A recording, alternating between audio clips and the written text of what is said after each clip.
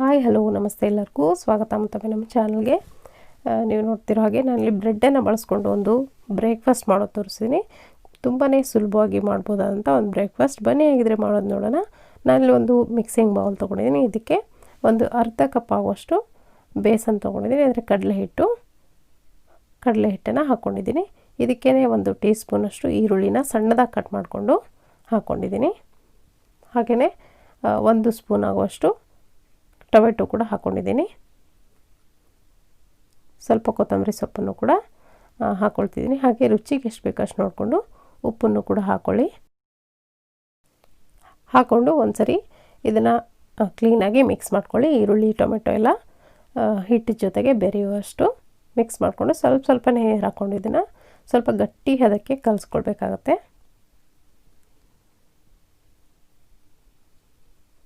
ಯಾವುದೇ ಗಂಟುಗಳಿಲ್ದವರ ಥರ ಗಟ್ಟಿಯಾಗಿ ಅದಕ್ಕೆ ಕಲಿಸ್ಕೊಳ್ಳಿ.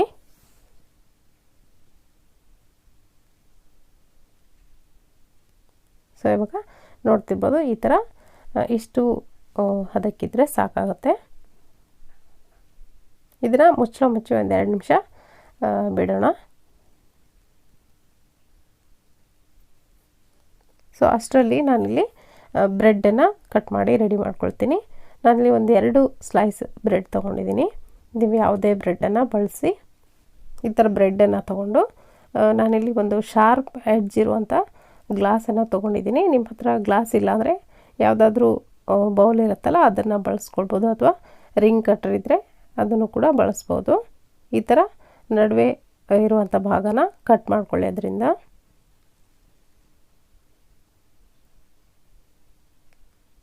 ಸೊ ಈ ಥರ ಕಟ್ ಮಾಡಿಕೊಂಡು ನಾನು ಇದನ್ನು ರೆಡಿ ಮಾಡಿ ಇಟ್ಕೊಳ್ತಿದ್ದೀನಿ.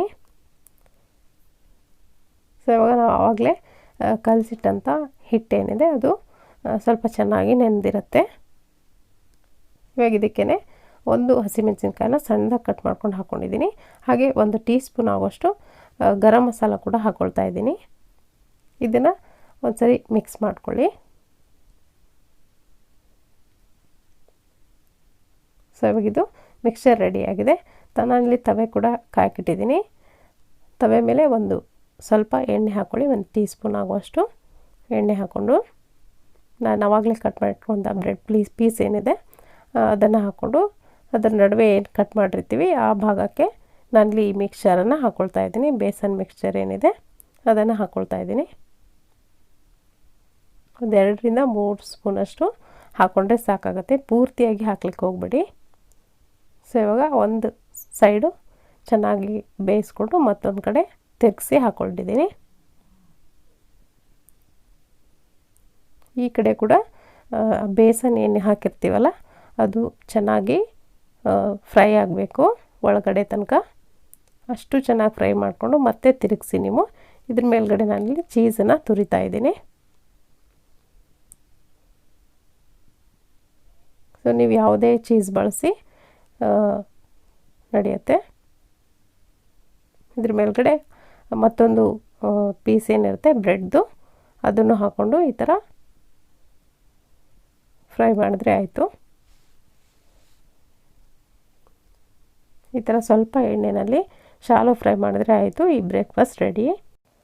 ಮಕ್ಕಳಿಗೆ ಈ ಥರ ಡಿಫ್ರೆಂಟಾಗಿ ಮಾಡಿಕೊಟ್ರೆ ತುಂಬ ಇಷ್ಟಪಟ್ಟು ತಿಂತಾರೆ ಅಂತ ಹೇಳ್ಬೋದು. ನೀವು ಮಕ್ಕಳಿಗೆ ಮಾಡಿಕೊಡೋದಾದರೆ ಹಸಿಮೆಣಸಿನ್ಕಾಯಿ ಏನಿದೆ ಅದನ್ನು ಸ್ಕಿಪ್ ಮಾಡಿಕೊಡ್ಬೋದು. ಈ ಥರ 2 ಬದಿನೂ ಚೆನ್ನಾಗಿ ಬೇಯಿಸ್ಕೊಂಡು ನಾನಿಲ್ಲಿ ಇದನ್ನು ಸರ್ವ್ ಮಾಡ್ಕೊಳ್ತಾ ಇದ್ದೀನಿ.